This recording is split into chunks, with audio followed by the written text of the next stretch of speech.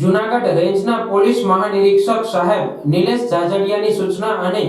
Police અધિક્ષક હર્ષદ મહેતા સાહેબના નેતૃત્વમાં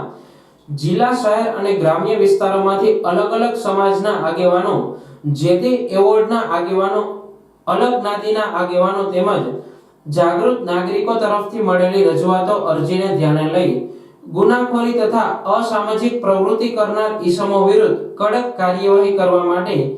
અવારનવાર કોમ્બિંગ તથા સઘન વાહન ચેકિંગ કરવામાં આવી રહ્યું છે,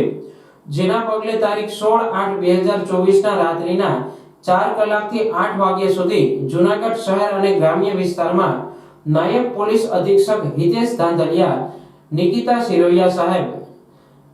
ક્રાઇમ બ્રાન્ચ જૂનાગઢના પીઆઈ જે પટેલ, એસઓજી શાખાના પીઆઈ ચાવડા, વિજય સાવજ, એચપી ગઢવી,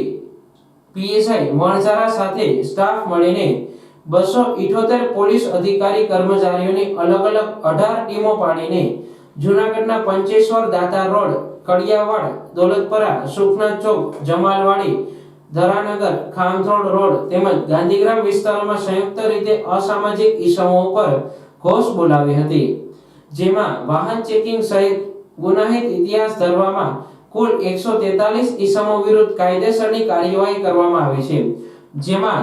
ખાસ નાસ્તા ફરતા આરોપીઓમાં સલીમ સાંગ, સાહિલ ઉર્ફે શહેબાઝ ખાન અને રિઝવાન અરબને ઝડપી પાડ્યા છે. વધુમાં ચાલુ તપાસના 7 આરોપીઓને ઝડપી પાડ્યા છે. ખાસ કરીને હથિયાર સાથે જીપી એક્ટ 135 મુજબ 9 ઈસમો, નંબર પ્લેટ વગરના ઈસમો વિરુદ્ધ એમવી એક્ટ ક 207 મુજબના 22 ઈસમો, પ્રોહિબિશન ધારા હેઠળ 3 ઈસમો, પોલીસ દ્વારા રાઉન્ડ અપ કરવામાં આવેલ 99 ઈસમો, નાસ્તા ફરતા આરોપીઓની ચાલુ તપાસના 10 ઈસમો, આમ કુલ 143 ઈસમોને